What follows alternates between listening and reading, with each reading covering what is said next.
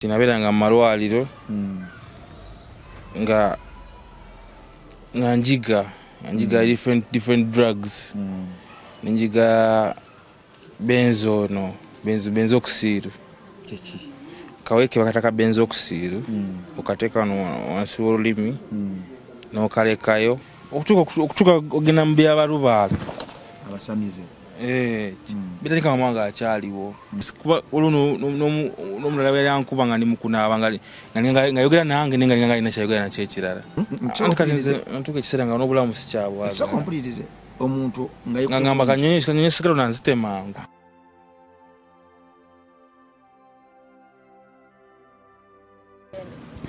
Tuli ku MR live nga bulijjo oba ku Metanicra Bongo live nga bulijjo.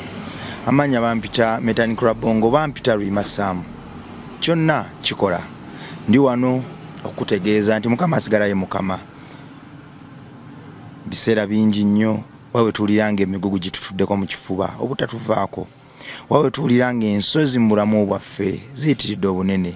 Wawe tulajana nenga buli tukoma okulajana tubanga awo yagudde mu nnyanja ebizibu gye bikoma okutumira.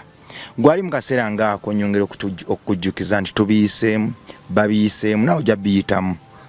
Tewali alina kukanga tewali alina buyinza ku nsi na buyinza ku kyoliba. Nze nkirabyeko okuva mu house boy okuva ku street gye nasulanga okusulanga mu toye zitanaggwa okulya kasasiro mu biseera ebyo byonna waliwo abangamba nga toli kikola waliwo abasekanga n'abampanga emmere abankudaaliranga n'abankombyanga mu bigere. Wawone yaŋŋamba okumpa omulimu bwe ndi bankuze antwala eyo mbere ku faamu ye ey'embizzi nga njirabirira paka bwe ndiwummula. Yenno yaraba mubiri gwali guddugala yaraba mubiri gwali gubuliddwa ssuubi naye teyamanya Katonda kyategeka. Walwenjala bwe yannuma ennyo olina nga nti nedda nze okuwa ebibiri nkomba mu bigere bwe nabikomba munafuna ekyokulya. Nali mmanyi nkomye bwe byatabuka nerabira nti Mukama alina pulaani ennungi gye ndi era alina byantegekera. Bwe navumiriya bwe namusaba nabiyitamu ogenda kubiyitamu ng'omwana Katonda ali. Tuli mu campaign ya Let My People Go tuva wantu tugenda Kamengo kyonna ky'oyina batubalida amadinisa ga 83 tugateekemu tuwone empewo ebirala tujja banga tuli eyo nga bwe twalambuludde enteekateeka zaffe tulina okuzimba essomero na buli kimu. Akasawo ka semiti ka 310,000 emmotoka y'omusenyu ya 9,000 ey'amayinja ya 16,000 ey'amatafaali ya 25,000 kwa 36 kyonna ky'osobodde.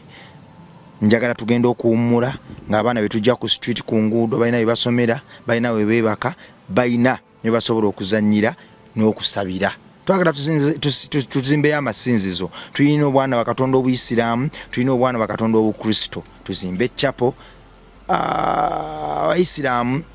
naye basomera Qur'ani yaabwe simanyi ngeri gye bayitawo bo mu Luwarabu naye nawo tuzimbewo. Osobola okubeera noga nti nedda nze kanzimbeyo kilaasemu kanzimbeyo kachapo kanzimbeyo abasiraamu bwe banaakuŋŋaaniranga n'ebirala. Buli kizimbe kigenda okuba mu Kamengo Foundation la Bongo Charity Foundation e Kamengo obe waka waffe e Kamengo tugenda kituuma linnya lya muntu omwana wa kintu kalube luguudo kebe ensuwa twagala amannya ogakole ng'enjiri okulaga bannaffe nti nedda tukyalina omukwano. Nkomyewo ndi wano Nyanama si birungi omukulu jebaleko kale sawa nawe jebaleko amanya erinnya lyange nze Kasavu Fred nga nze mutabani w'omukyalo omugenzi yali omuyimbi Evelyn Lago nga banga liisewo okuva we yafa banga kati waisewo kati tugenda mu myaka 2 naye ng'obulamu bwange tebadde bunyangwiridde okuva mama wange we yafa kale tebadde nga bwali ng'akyaliwo obwisha nti yalina mulwadde naye ng'obulamu bwange bweyagala naye seeyagala nga we neeyagala nga yaliwo seeyagala nga we neeyagala nga yaliwo then nga taliiwo bintu binkalubiridde emotionally financially, emotionally, financially, ne emotional and financially biganye ne mentally masavu nze kasavu onansonyiwa naye Katonda atukuza omuzindaalo guno MRlive ekisiza obulamu bw'abantu bangi ng'eyita mu kubyogera nga weebiri. Nze omuntu yankubira essimu yali ayina embeera z'akola mu byobuwangwa mumanyi n'aŋŋamba nti omanyi mbadde wano mutabani wa Even Love nankubira nga kyo kituufu kiri nti yaŋŋamba wali okozeseza ku biragalalagala nga weekyaye nnyo kuba naye yankubira atidde ng'omugamba akuyamba akutereereze ku mbeera abeeko n'engeri oba gyakulagulamu akuyambeko ng'ayita mu ngeri y'ekinnansi embeera ekkakkanemu. Yaŋŋamba nti yakulaba okaaba nga n'ebyoyogera ebimu bitankana. Kiki ekyakuleetera okutandika okukozesa ebiragalalagala? Kiki ekyakuleetera okwekyawa n'otuuka ku level ey'okwagala n'okugezaako ko omusawo w'ekinnansi ebintu abitereeze ng'olaba bikutabuseeko? Kisookera ddala trauma. Bitiisa. Trauma. Bila gyenayitangamu nabeeranga traumatized byenalabanga kuba mama wange bamusalanga nga ndaba bamufumitanga nga ndaba buli kimu kyagendanga mu maaso nga ndaba kati ne exposure nti nabeeranga mu malwaliro nga njiga different drugs nenjiga benzokusiiru kaweke bakataka benzokusiiru okateeka wansi w'olulimi n'okalekayo kayambako ku antidepression ebyo ku antidepressinga ne anxiety ezo kati nga kenteeka wano eno nenfuna ku mirembe era okateekayo nekagwerera oluusi nensmokinga enjaga kati nga mataddemu kabenzo nensmokinga vibes zeyongera kati nga era okufuna otulo nga nkozesa kiba kya tramadol naye ompeke yali awo ya green nga mira tramadol nesobola okwebaka naye nga tutwali twambula nga sobola kwebaka nga ebirowoozo bisigala bitambulira mu mutwe ate awo mu kuziga nafuna abantu bangi abajja olunakusuubiza kino nakusuubiza kiri nakusuubiza kiri naye as time goes on bona bagenda bakola ki si kunsuulawo nti azinde bagenda ku byabwe byebalina okubeerako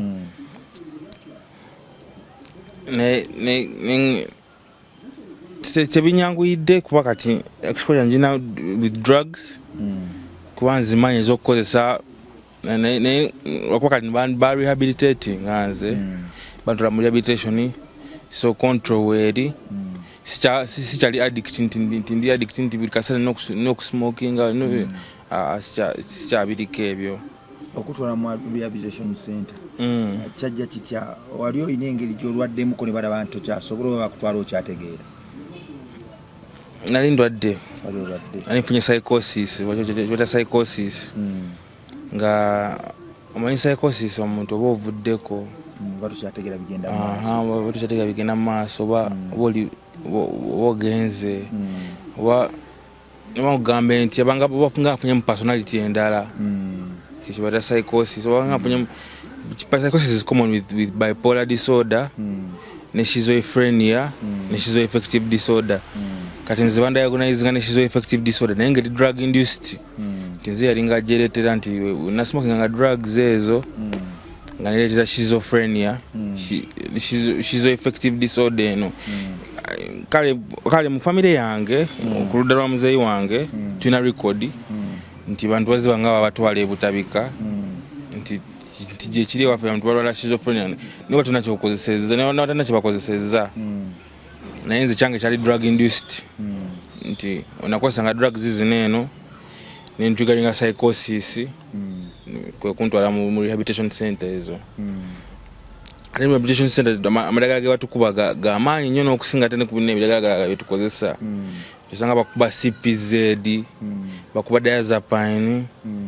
bakuba Aldo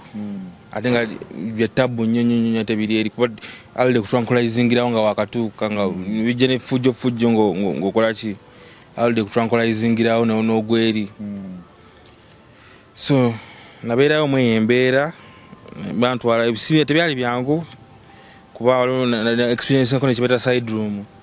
obwishi bakwambulamu engoye n'oteka mu karuumu nga oli n'ekibuloka kyokka nga tebakwadde nasuuka tebakwadde kinga oli bwereere mpewo okufuira eyo bakanya kuwuliriza kawunga na buugi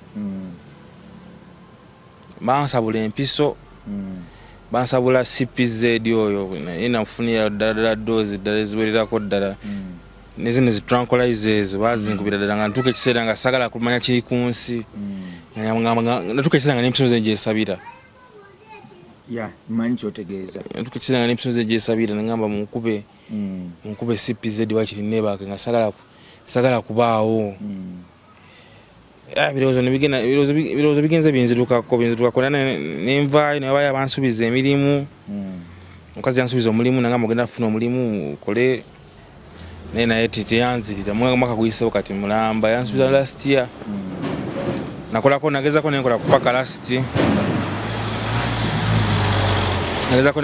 last naye pressure yali waggulu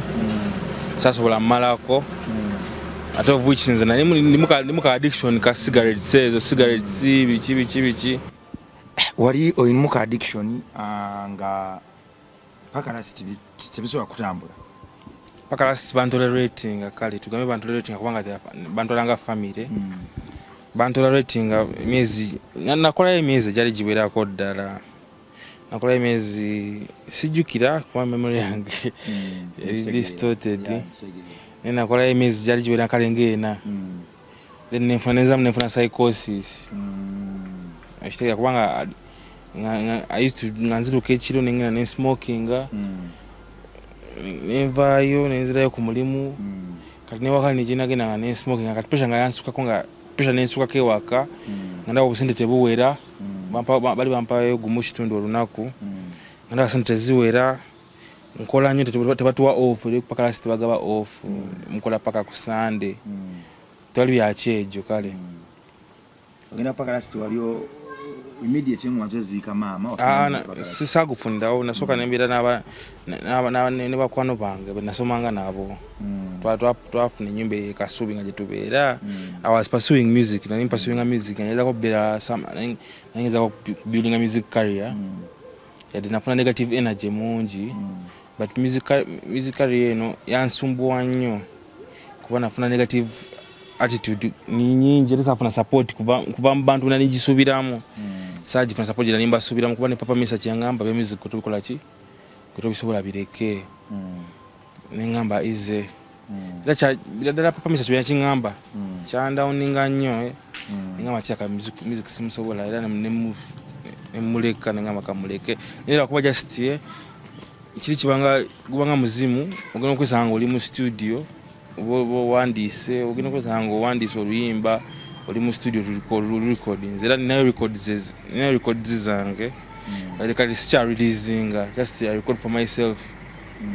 just nze recordinga bakono bange nebawulirizaamu ne sikya releasinga nteka ku internet nteka ku TV nteka ku radio sikya releasinga kubanga nafuna negative energy from the people I was expecting support from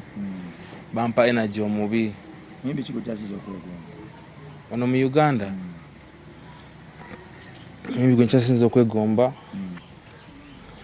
endibadde Eddie Kenzo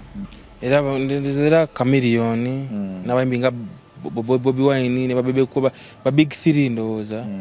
ne papa Misach kwa Misach omulaba nti alina ennyimba ze nnyingi ate zonna hit kakati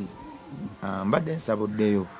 ogende ku simu yo wena smartphone sina smartphone wena mukwano gwa smartphone nina mukwano wange na smartphone okebera akayimba ka Mpawa Nageya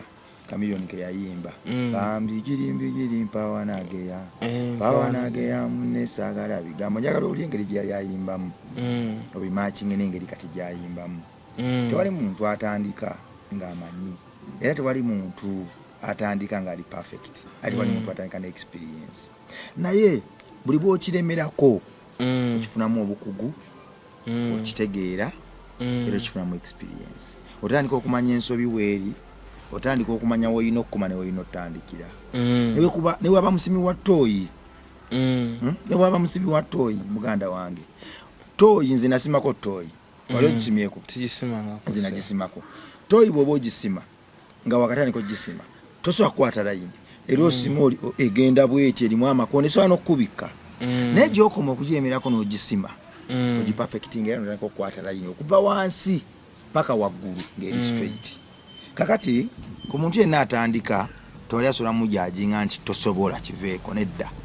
kubanga sobola kubanza the message ekingama direct papa message maybe as a parent kuba ne mama wange kenyini naye yali tayagala mpasuwinga musical career simanya bayimbi bonga boba chiche bayitamu laka boba nache bayitamu kyebatala kuba yengamba straightforward kuna ningenze nasaba mulimu ku papazi ningenze saba ku papazi mulimu nagera ne Vegas omumanyi Vegas promoter twali tugenze saba mulimu nga ne musical namuwulira toja sobola kati wa nteno releasing music wange ku internet omuntu obudasobola kumala mu maanyi nteno releasing music nteno tugamba music wange simteka kuba na covers kati za dancehall music dancehall na covers za reggae naye okusendera na covers sina wali original beats nakola oluyimbo lwa mama wange namudedicatingira lwankolera kale era bampita ku shows ezimu awo nga nakalukola naye afterwards music gwenzizeeko okukola tazitafunye following mulungi nkiremerako omanyi lwaki nze papa message mulabanga taata ate ne mami wo babona bagamba ekintu kyekimu bayinza okuba nga bba abazadde balina kye balabanaga nti omwana ono ayolekedde ennaku eno nti musically omuyimbi kyayitamu bo bakimanyi okitegeera ati bayinza okuba bayogera bwe batyo naye kiva eri ggwe ku provinga papa nenze kati at the point gye ndimuye I'm feeling like I'm stuck. I feel stuck kubanga sasobola kumalayo paka senior 6 okitega sola kuyingira mu university courses zonna sisaba course kijja kukola nti oba nkole course eno oba nkole carpentry oba nkole nursing nemba nsaza okukola course sina sente zigenda kumfandinga ku course eyo sizirina siga nti oba ninawo source of income kati nti ninawo nzija sente I feel like if I can get a job nemba nfuna emitwalo 2 olunaku nemba nfuna gumu kitundu olunaku I can settle because people are living that life on a Kampala ngafuna mutwalo gumu and they're settled tiagenda ku mulimu nakola wavayo nadde wakana awumula olona bafunisa olona musanyufu kituufu kakati wali agakwetira kwebyo omusajja oli yaŋŋamba nti omwana ali wano ayagala nakwetta depression yankuba nnyo nze ntuka ekiseera nga n'abantu banzirukako nze nga lwa depression abantu banzirukako ne girlfriend wange nene yankyawa because I was depressed nga they don't know what to do to help me depression yankuba wala kati si depressed kati ndi listen kuba muzeyi wange yantwala omusawo gwe twafuna eyo ankuba empiso ya buli mwezi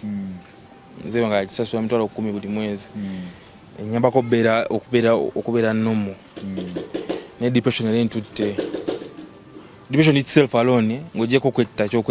kyokwetanza depression yokayokangayo yali enzise kati okutuuka okufuna the suicidal thoughts nga ndaba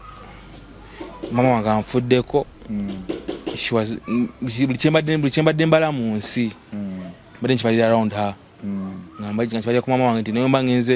mba nfunye visa genda bweru mba ngenze kolera mama wange kati nemba nfunye kale nga nze obulamu bwange nali I was not living my life, I was living her life. Okitegera kati nga sitegera kyakukola nga singa taliiko. Kangu ekintu kimu nze nafiirwako taata wange yafa ndi muto emyaka emeka kisajjukira naye sikyamujjukira na feesi omange mulota nako luusi kusimba wakati ebigambo byenawulira nti taata wange afudde byandeetera okulwala ekyo kyewalwala depression ennaku eyatwetoololerangako n'amaziga ge nalabanga gandeetera nange okulwala endwadde y'obwongo bwe nalwala endwadde y'obwongo depression ng'omwana omuto nengenda ku kkubo nendeka okukozesa ebitamiiza nga olugero lwo gwe kyolina okumanya nga ayogera olugero lwange nga okukozesa ebitamiiza nze nakozesa ebitamiiza both ebiriroko ebikolerere ne bye bakoze nga babipimye engamba ebikolerere nti ebyo byonna natukako ne ku level eteeka caayi mu waragi nkunyumiza natukako level enuusa gaamu natukako level ekoze ekyokulya mu waragi natukako level nga bwemba sibikozeseza nkankana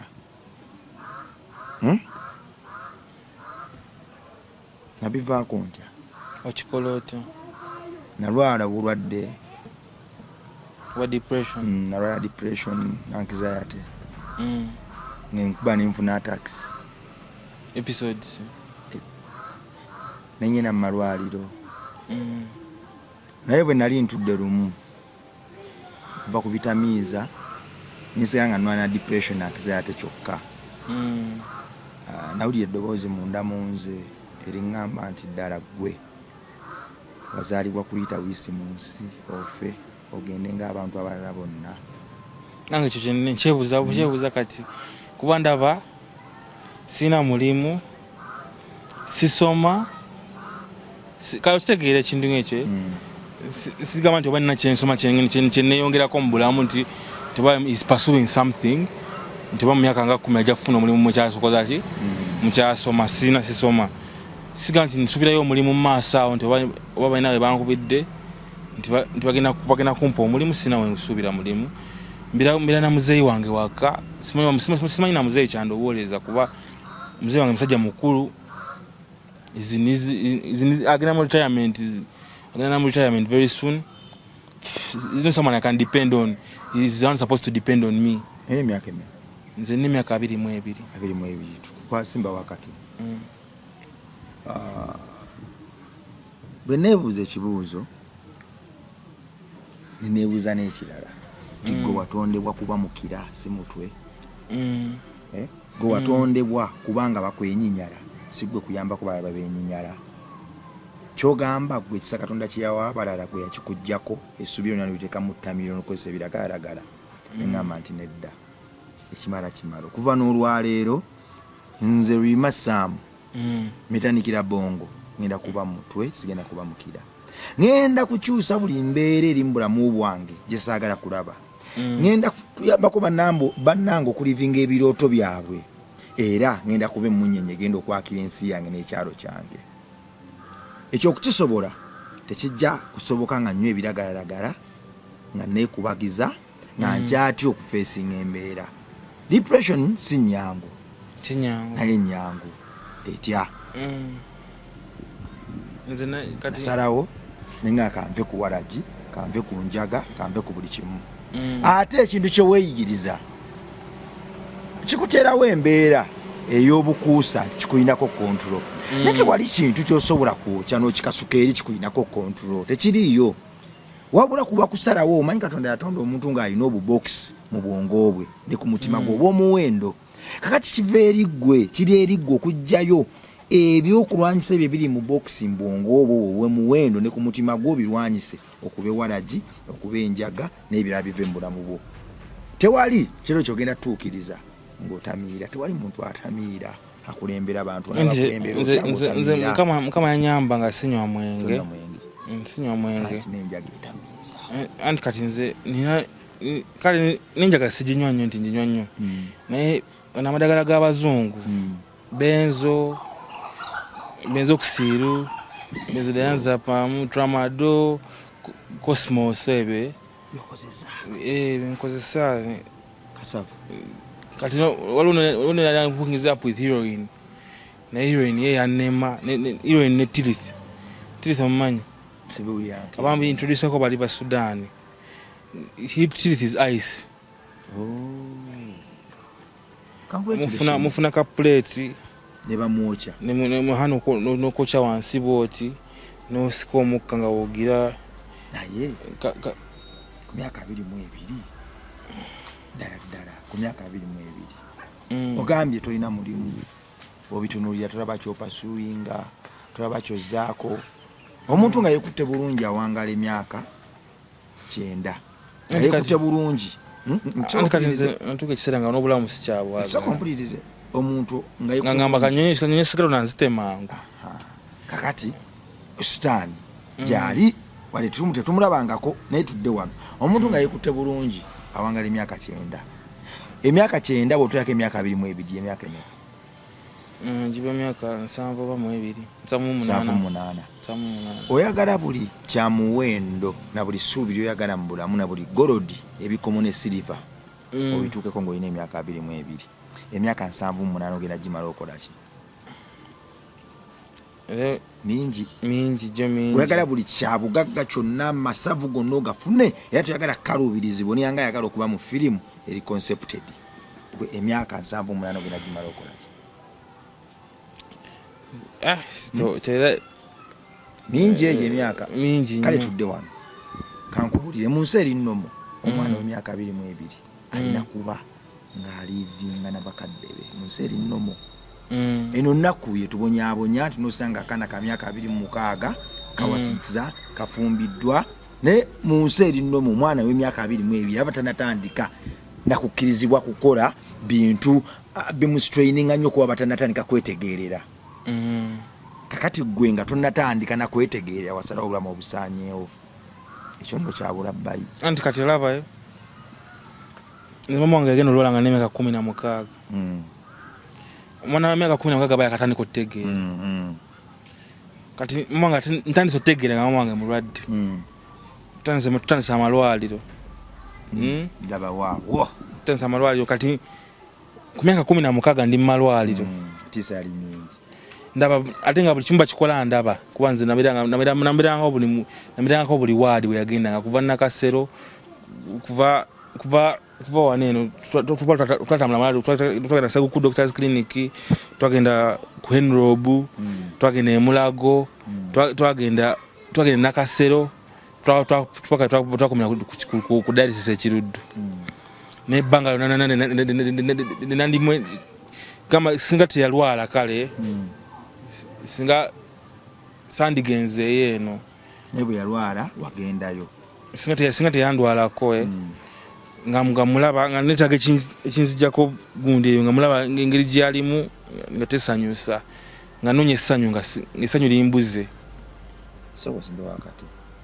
omanyi lumu mwana enjala yannumako nayita mu mbeera ne ŋŋamba Mukama ddala wantonda nga nenkana ne bali ogamba buli mwana omwagala nze lwaki wansuula eno nga mmaala ennaku 5 siridde ndya kasasiro ensekerezi ennuma enkukunye enkwa nga nze ekuulako bwekuuzi bwenti nenvuma nnyo Katonda era nenfuna nnyo obutakkanya ne Katonda namala kutuuka eno gyendi nentegeera lwaki Mukama yansindika wali lwaki Mukama yakusindika mu ddwaliro awo mu lugendo lwa mami mwalimu omuntu gw'otaalaba era ogenda kudisappointinga nnyo maama wo singa omuntu oyo naawe ofanga tomulabye yuno omuntu gw'otaalaba yoyo eyakutwalanga ne mami ku kitanda obeewo mu lugendo lwe lusembayo akutegeke osobole okuyamba abantu abalinganga mami wo n'abayita mu mbeera mami wo gye yayitangamu ng'omanyi ekituufu kye bayitamu Katonda yakutwala awo otandike okuvaluwinga n'okusaasira abalwadde n'amaziga gaabwe Katonda yakutwala na masasi nikuba nakolako ne mama nga akyaliwo nakolako ne fundraising. Kakati wakolako ne fundraising ogenda okulabirira abalwadde abo tukumanya sente netubawa mama nga akyaliwo. Tekina koma ku fundraising kaba kasente kakaseera kayinza obutasolvinga bizibu byabwe kumala kiseera oba kaba kasente kakaseera liba ssanyu lya kaseera watya ng'oyimiridde mu lugero lwa maamawo n'olugero lwo mutandikawo foundation organization ne bwegituuma erinnya lya maamawo n'otandika okukyalira abalwadde b'ensigo okubayambako n'okubasakira n'okubawa essuubi n'okubasharingira ku story maamawo ye yayitamu kubanga buli kimu okimanyi. Nze saawa zino njogera n'abaana banywa enjaga nimbayambako okuva ku njaga ndiringa n'obwana obuto obusula ku street okubujja ku street n'obuwa obulamu obupya. Lwaki buli kye buyitamu nakiyitamu era mbugambira ddala ebigambo ebituufu era bwe mba neewaako obujulizi nina ne vidiyo zembuteerako nti ondaba awo nali nsula mu ttooyi. Bwe njogera ku biragalalagala mbimanyi kye byali binkoze n'obubi bwabyo mbumanyi era mbyogera mbikakasa. Olaba otya ng'otandise okuwa omuntu oli oyo yakutwalanga kuba wandiganye tulowooza nti gwe wagendanga ne maamawo. Nedda, omuntu oli yakupikaapika ogende ne maamawo mu ddwaliro abaana bala bagaana. Abaana maamawo bwe balwala ne bagaana n'okubajjanjaba gwe Katonda yakugonza omutima ogende ne maamawo mu ddwaliro. Yali akutegeka akufuule Samusoni w'omulembe guno, akufuule David w'omulembe guno, akufuule Sulemani w'omulembe guno. Otaase buli mwana omuto, buli mukazi, buli musajja ayita mu mbeera mama gye yayitamu. Watya ng'otandise obuweereza obwo. Obuweereza bwo busoboka nga omanyi bya Uganda okuwandiisa foundation byeyitamu. Nageza kuwandiisa foundation naye documentation byali nyingi ate kumeka gye naliko bakyasobola kikkiriza. Naye emyaka 19 mu kaseera we nakirowolezaako ekya foundation. Naye nfunye n'erinnya nga nfunye ne bataano bange nga tuwandiise ne gundi nga twagala nteeka na gundi na annual event ng'ebeerayo buli mwaka ku World Kidney Day. Nteeka World Kidney Day abalwadde bajja ne tuba counselinga. Then wabeerawo sports za fundraising era ne tuba fundraising era kuba baba ne beetaaga bingi abalwadde b'ensigo baba ne beetaaga bingi kuba ffe twagendanga buli wiiki nga tuspendinga $40 buli wiiki nga zirina obbaawo watazebo bagenda kufa buli wiiki $40 nga galina obbaawo. Mitolo mukaaga gya dialysis kati onogulako gozi onogulako strap onogulako gusanga bitube bakozesa okuziiza infection bingi byetaaga abalwadde badde b'ensigo. Kati byonna nabiraba ne ngamba kankola Kidney Support Foundation. Ne Kidney Support Foundation yanema okudocumentinga kankola ekintu kimu ondaba wano era Bongo Charity Foundation zezemu ku foundation ezoogerwako ez'abayimbi. Abantu bangi baze banneegattako leka nkubulya engeri gye nagitandikamu. Bwe nava ku kkubo ennyumba yange gye nasooka okupangisa mwe nakuŋŋaanyizanga obwana ku luguudo obulinganga nze okubigiriza osiiga ebifaananyi n'okubwa essuubi nate. Natandika siina bbaluwa n'emu. Nze okutandika foundation ya Bongo Charity Foundation nali simanyi na kumanya nti omuntu okuyamba omuntu yeetaaga ebbaluwa nali sikimanyi. Emikwane gyandabanga nga nkwata microphone nenkyogera ku interview nenkiweereza obulamu bwange bwonna nenkiyimba nakozesa music wange ejejajja gyejaŋŋamba nti omanyi kakati olina okufuna ebbaluwa kuba abantu boyina bangi. Nemubuuze yaŋŋamba nti olina okufuna ebbaluwa nti eyaki nti gavumenti tekkiriza muntu kinoomu kuyamba wabula abo bokka bekkiriza bebo beewadde olukusa. Nemugamba kati ebbaluwa ngifunawa? Omuntu we naŋŋamba kola booti ne booti ne booti. Nemugamba nze nga siina ssente. Naŋŋamba ebbaluwa ya ssente meka ginoonyerezeeko. Bwe naginoonyerezaako omuntu oyo from nowhere naŋŋamba kankuwe ssente ofune ebbaluwa. Bwe nafuna ebbaluwa nenjimulaga nakati twataaga ekipande waggulu awo ku foundation yawo ne mwana ekipande nenga akatugononya ayina ekipande kankuwe sente okole ekipande yetegese okukukwatirako singa olemerako totunulira nnyo sente zeetagisa funa documents wabula sooka okikole ng'oyita mu mikwano gyo nga ffe nze nali mukwano gwa maamawo kuba n'okufundraisinga okwali ku papa nze yasiiga paint eyo ennene era gye twasayiningangako sente ezo ezavaamu nenziwa mu nsawo y'okumujjanjaba twalina entegeka ne maamawo ey'okutunda ekifaananyi kyo kikako auctioning bakigule twongere nga tugenda kikola ku show etasobola kubaawo kitegeeza nti ebiseera nyinza okuba saali nnyo Rose naye ate nali mukwano gwa maamawo yayagala maama afune essanyu Katonda bwe yagera ekyo ne kiba yakugulira olujja olupya tekera okwekubagiza nti maama yafa yakyajja kakati omusajja abanga mpologoma oli mpologoma wetundire mu mmira weeyambule weeyita erinnya lyo kyogamba gwe wazaalibwa kutamiira ofe ng'oli kasajja kaku kyalo akatamiivu ffe twazaalibwa kuba baakabi tukwate microphone tubambe eggwanga endulu etukubirwe nze nina ennyindo emu oyina ennyindo emu oyina amaaso abiri nina amaaso abiri oyina omumwa gumu nina omumwa gumu lwaki olowooza nti nkusinga kyogamba ndi wa muwendo nnyo omanyi olunaku lw'olifa abantu abakumalamu amaanyi tosobola bamanyi olunaku lwe balifa tena twenkana kakati kyenkuutira kiri kimu nze kyankuteko nnyo bangaye nti oyagala kwetta wagendako ew'omulubaale olabe nga akujjanjaba onywa enjaga onywa ettamiiro sikusalira musango naye ate nkusanyukirako owangudde omanyi lwaki owangudde byonna obiyiseemu kakati ogenda tandika okubulira enjiri entuufu Katonda yabikuyisaamu ng'alina ekigendererwa otandika okubibuulira ng'obifaanana tosobola kubuulira bazannyi ba mupiira njiri nga wava mu buvubi tojja tegera formation mwe basambira na bizibu bibayitamu nangeri ndobo gyerumamu kati gwomanye endobo yasigala engeri gyerumamu omanyi n'ebika nkulabye wano ng'onnyonnyola ebika by'enjaga ebika byaki byonna obimanyi Uganda yeetaaga omuntu nga ggwe okuyimirira n'abaana abato ababuulire n'obubi obulimu ebyo ebintu abo bibi nnyo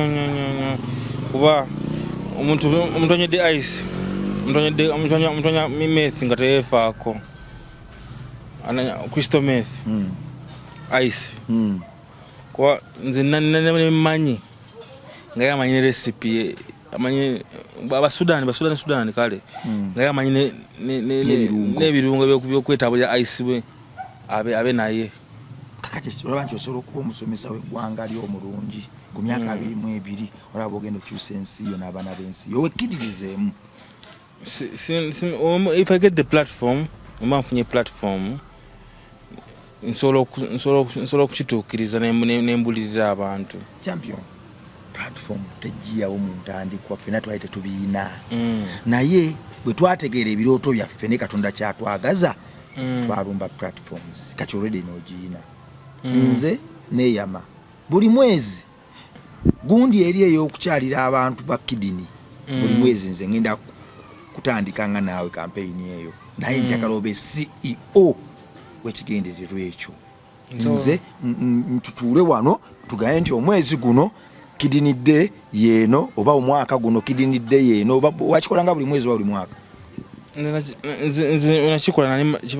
nanja kibere annual nga kibinya kya buli mwaka. Kakati tusobola okukola bwe tuti nti annual tusobola okukyalira abantu abangi okuza olunaku olwo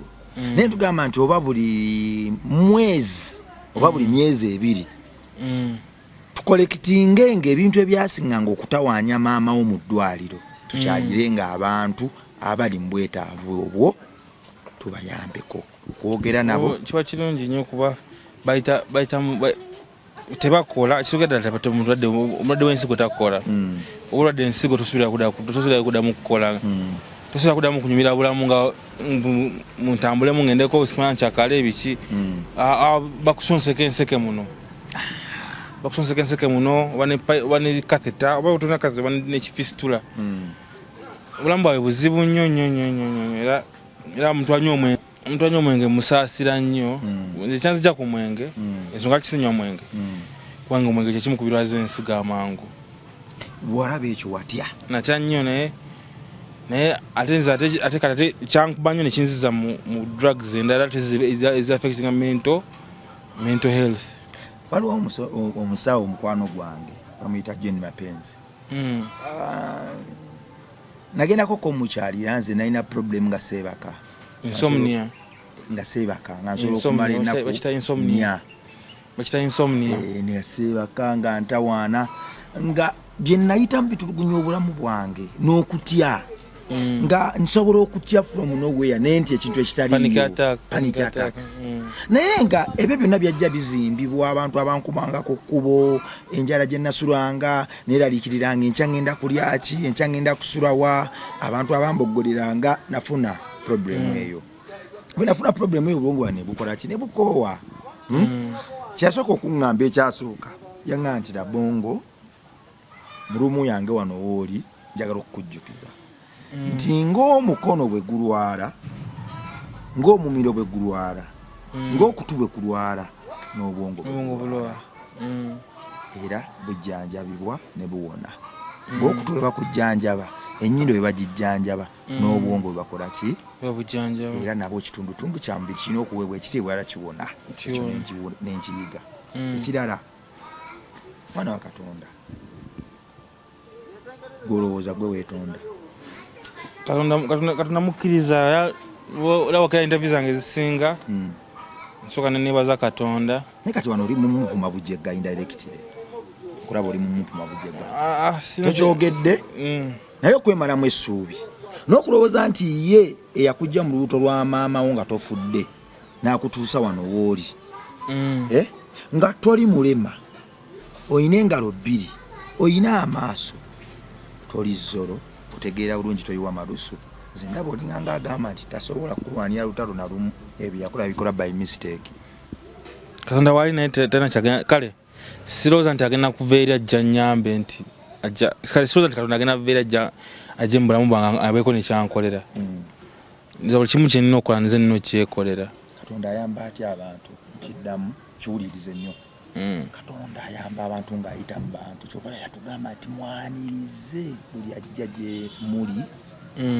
mwabo bwe mwaniriza mwenjira Katonda ajjira mu bantu kakati olwaliro Katonda yansitudde nandiganye we baŋŋambye kyoyitamu nandigambye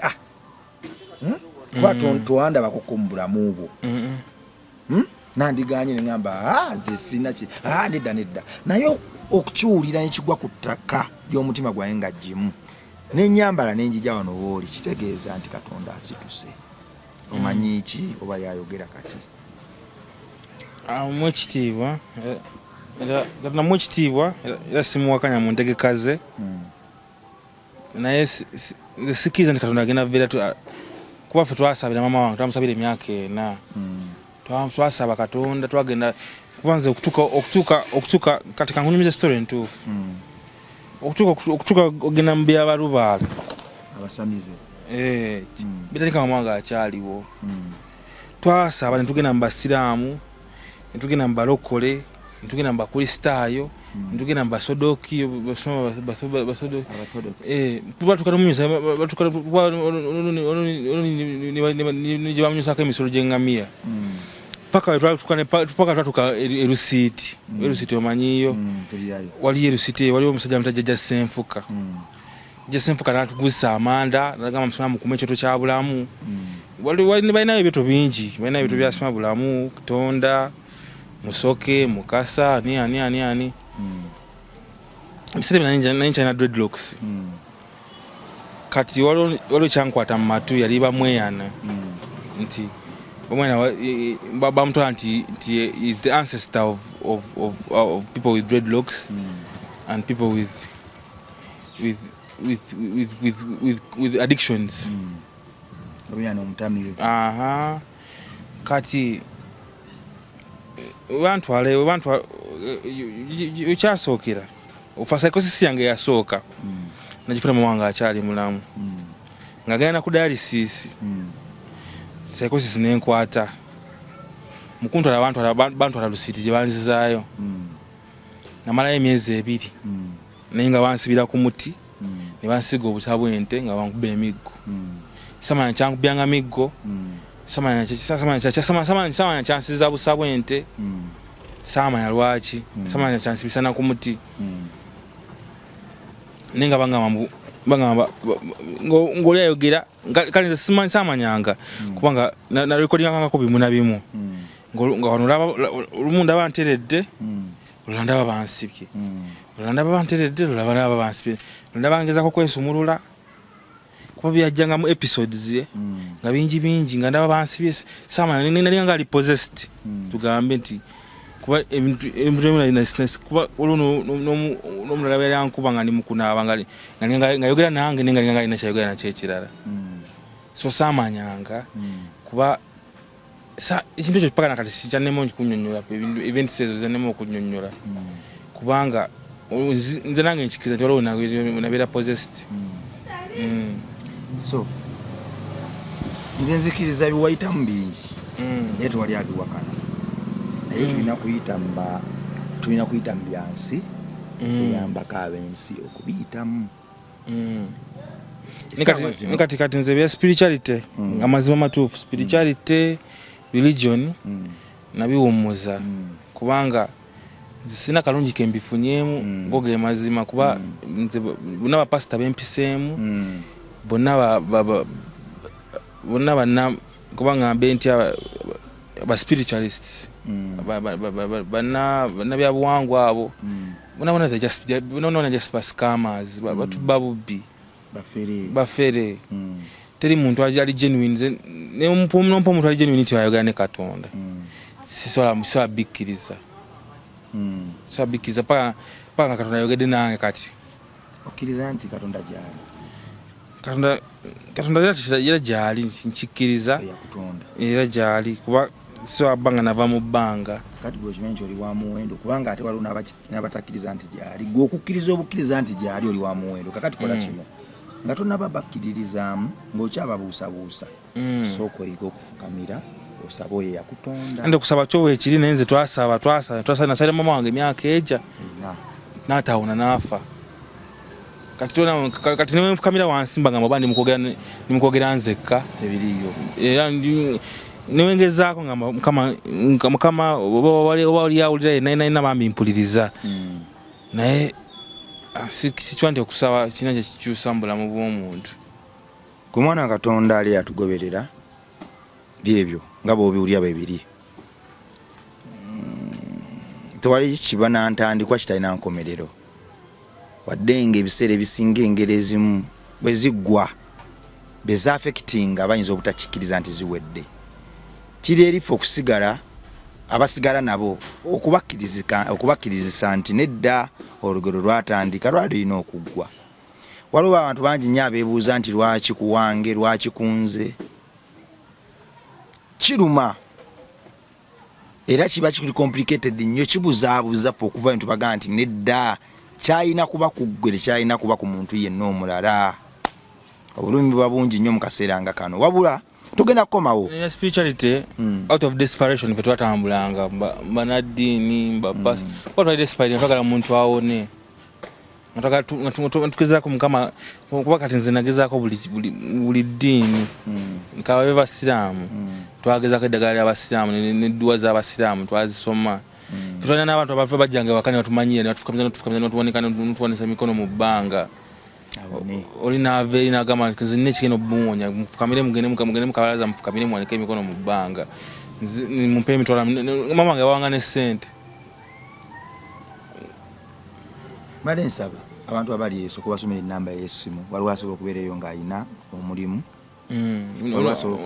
alina omulimu foundation yaffe kigenda otandika tugenda tandika foundation ekikyo sooka okube wano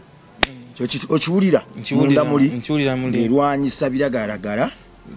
ng'erwanirira abalwadde ba nsigo kubaako n'amaaso ge tubabikkula kati osabe enamba ogabe enamba y'essimu kwaba balina akalimu omuntu yenna alina akalimu omuntu yenna alina omulimu ojja bontaasiza nnyo kuba nze kyensinga okwetaaga kukola okusobola okufuna ebintu ebitono ebimu ku bitubeezaawo kyakulya n'ogula ku bintu ebipya kale era nange ndi muntu neegomba ku bintu wegomba bintu namba yange eri 0752272271 alina omulimu gwonna nsobola okukola ndi mukozi nsobola okukola ekiro nsobola okukola emisana enamba yange eri 0752 722 741 ye namba yange 0752 722 741 kumwana Katonda ali eyo gwe simanyi kyolaba nenze ndaba omuntu ow'omuwendo mu mwana ono ndaba omuntu agenda okukyusa ensi ye era ndaba omuntu agenda okuyimirira awese Katonda ekitiibwa ndaba omuntu agenda okujja abaana b'eggwanga mu katuubagiro ke balimu ak'ebyobwongo n'ebirala abasomose olw'ensi yaffe agifuule great nate tugenda kukomawo tutambule naye tetugenda kumuta paka Katonda wanaatusobozesa okutuuka ne waggulu wa byonna kansabe interview eno etuke ku mawanga bangi bakwateke bakyuse era bangi basituke weewaawo.